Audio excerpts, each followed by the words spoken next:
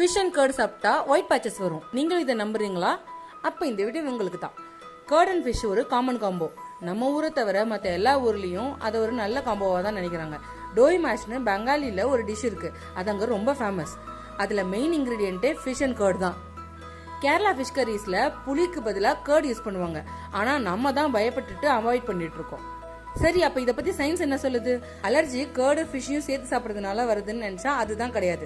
நம்ம பாடியில் இருக்க ஹிஸ்டாமின் ரியாக்ஷன்னால தான் இது நடக்கும். அதுவும் சில பேருக்கு தான், எல்லாருக்கும் கிடையாது. அப்புறம் ஆயுர்வேதால ஃபிஷ் உஷ்ணம் உள்ளது, அதாவது ஹீட்.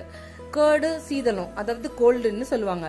இதனால டைஜஷன் ஸ்லோ ஆகலாம்னு தான் அதில் கூட மென்ஷன் பண்ணியிருக்காங்களே தவிர ஸ்கின் ப்ராப்ளம் வரும்னு எந்த ப்ரூஃபும் இல்லை. ஹிஸ்டாமின் இல்லாத ஃப்ரெஷ் ஃபிஷ், ஃப்ரெஷ் கர்டு ரெண்டையும் சேர்த்து சாப்பிட்றதுனால எந்த பிரச்சனையும் வராது. எதையுமே ஃப்ரெஷ்ஷாக சாப்பிட்டா ஒன்றுமே ஆகாது. மித்த நம்பி டேஸ்ட்டை மிஸ் பண்ணிடாதீங்க.